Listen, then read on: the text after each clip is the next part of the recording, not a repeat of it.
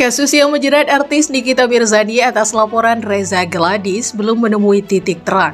Nikita Mirzani kini masih menghadapi proses hukum di Pengadilan Negeri Jakarta Selatan. Berawal dari masalah skincare, kini kasus tersebut malah berbuntut panjang. Di tengah memanasnya kasus itu, baru-baru ini Nikita Mirzani melaporkan Reza Gladys ke Komisi Pemberantasan Korupsi terkait dugaan suap kepada penegak hukum.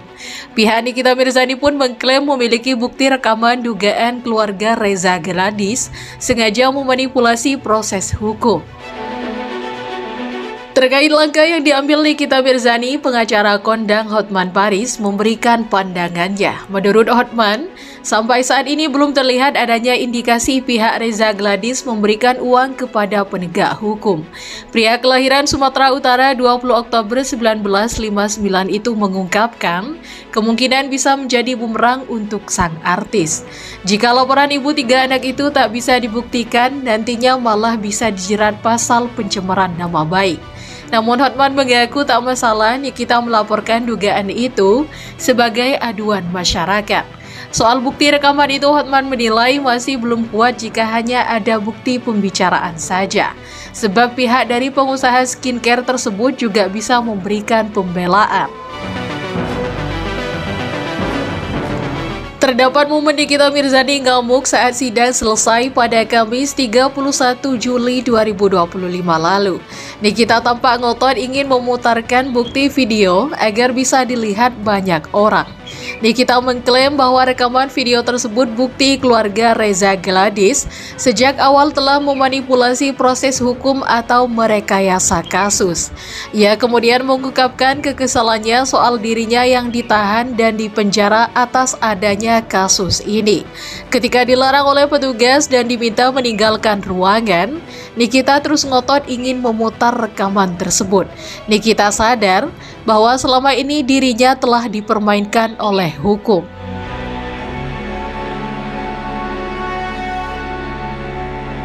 Perseteruan berawal dari Nikita yang diduga menjelekkan produk kecantikan milik Reza. Reza sempat menghubungi Nikita melalui asisten sang artis, Mail Syahputra, pada 13 November 2024. Ibu 5 anak itu awalnya berniat ingin bersilaturahmi saja dengan Nikita. Namun Reza malah mendapat respon yang tidak mengenakan.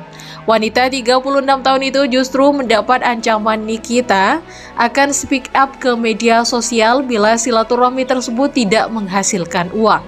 Reza akhirnya memberikan uang senilai 4 miliar rupiah kepada mantan istri Dipo Latif tersebut. Sementara Reza merasa dirinya sebagai korban lantaran telah diperas dan mengalami kerugian yang cukup besar.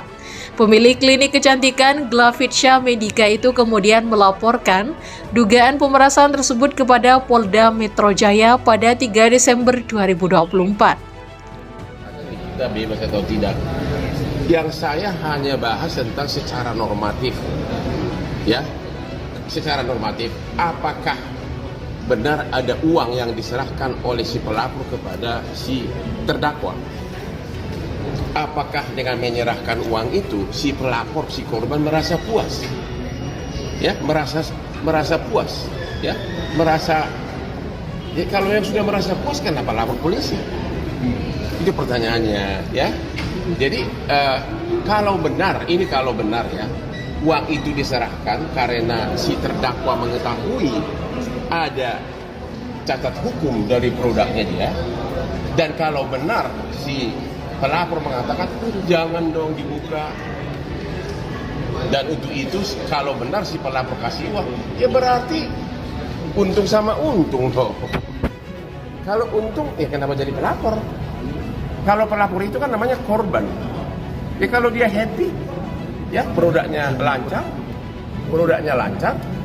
dan tentu ada imbalannya, ya happy sama happy.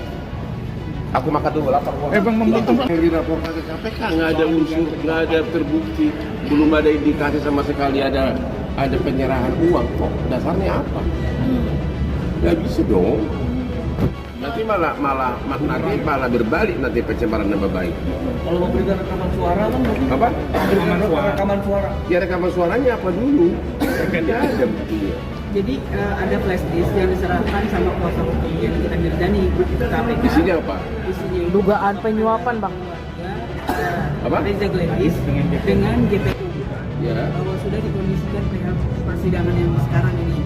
Nah, kalau itu apakah kuat untuk bisa membuktikan bahwa memang ada apa-apa antara GPU hakim dengan pihak Reza Ya Gladys? gua nggak mau kasih komen ya, tapi ya sekedar dumas boleh aja, dumas pengaduan masyarakat boleh aja, ya kan. Tapi kalau hanya sekedar pembicaraan aja nggak cukup dong.